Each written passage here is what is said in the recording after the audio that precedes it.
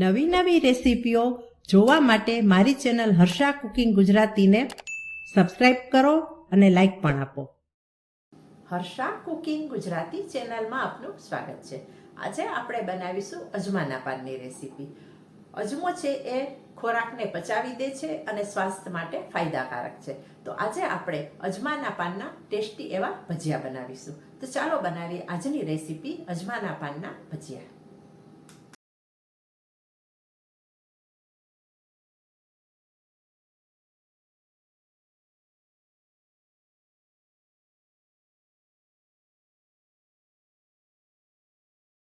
અજમાના પાનના ભજીયા બનાવવા માટે અહીં મેં અજમાના પાન લીધા છે અને અજમાના પાનને સારી રીતે ધોઈ લીધા છે.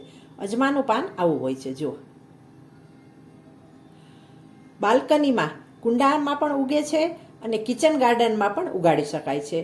અને અજમાના પાનની ફ્લેવર પણ સરસ હોય છે અને અજમા જેવી સુગંધ હોય છે અને ટેસ્ટમાં પણ સરસ લાગે છે. અને આ અજમાના પાનના ભજીયા હેલ્થ માટે પણ ફાયદાકારક હોય છે અને ટેસ્ટી બને છે. તો આપણે હવે સ્ટાર્ટ કરીશું અજમાના પાનના ભજીયા બનાવવાનું. અહીં લઈએ એક બાઉલ અને તેની અંદર એક વાટકો ચાળેલો ચણાનો લોટ કે બેસન લઈએ. સાથે 3 ટેબલસ્પૂન ચોખાનો લોટ. ચોખાના લોટથી આ ભજીયા ક્રિસ્પી બનશે. 1 ચમચી હિંગ ડાયજેશન માટે. સ્વાદ મુજબ મીઠું. 1 ટીસ્પૂન મરી પાવડર. ભજીયાને વધારે ચટપટા બનાવવા આપણે મરી પાવડર તો ઉમેર્યો જ છે. સાથે આપણે ચીલી ફ્લેક્સ પણ ઉમેરી દઈએ 1 પાઉચ.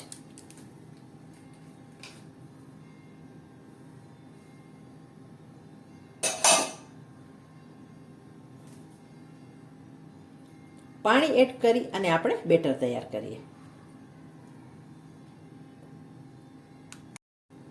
અજમાના પાનના ભજીયા બનાવવા માટેનું બેટર તૈયાર થઈ ગયું છે. બેટર આવું રાખવાનું છે. કન્સિસ્ટન્સી જોઈ લેવાની. અજમાનું પાન અંદર ડૂબવું જોઈએ તેવું આપણે બેટર રાખવાનું છે. હવે આ બેટરમાં તમારે બેકિંગ સોડા ના નાખવા હોય તો 5 મિનિટ સુધી સતત આ રીતે ચલાવવાનું, કલર ચેન્જ થઈ જાય ત્યાં સુધી. તો બેકિંગ સોડા કે ઈનો નાખવાની જરૂર પડે નહીં. આપણે અહીં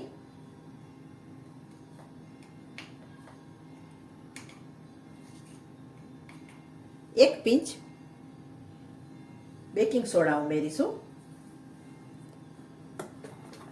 અને મિક્સ કરી લેશું. ત્યાર પછી અડધા લીંબુનો રસ ચટપટો સ્વાદ આપવા માટે.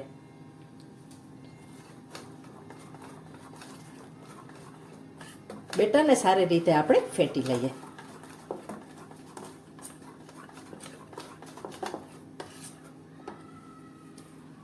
બેટર બનાવતા સમયે આપણે તેલ પણ ગરમ કરવા મૂકી રાખ્યું છે. હવે આપણે અજમાના પાનના ભજીયાને ફ્રાય કરીશું.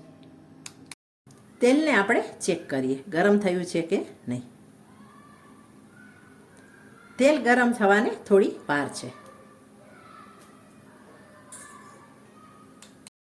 તેલ હવે ગરમ થઈ ગયું છે. હવે આપણે આ જે ખીરું બનાવેલું છે તેમાં અજમાના પાનને બોળીશું. અને અજમાનું પાન આખું કોટ થવું જોઈએ. જો આ રીતે બેટરમાં એ રીતે આપણે કરવાનું છે. અને ત્યાર પછી આપણે ગરમ તેલમાં એડ કરતા જઈશું.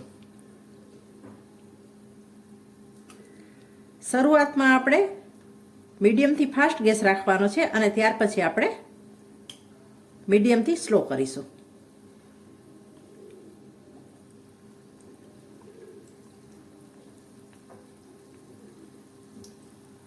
એક વખતમાં જેટલા આવે એટલા આપણે એડ કરતા જવાના છે. આ રીતે મીડિયમ ફ્લેમ પર તળવાથી અંદરનું પાન પણ કાચું ન રહે, લોટ પણ કાચો ન રહે અને ચણાના લોટનો કલર ઉપર જે પડ છે ને તે પણ ચેન્જ ન થાય. એકદમ સરસ કલર જળવાઈ રહે. જુઓ એકદમ સરસ રીતે પેલો બેચ તળાઈ ગયો છે.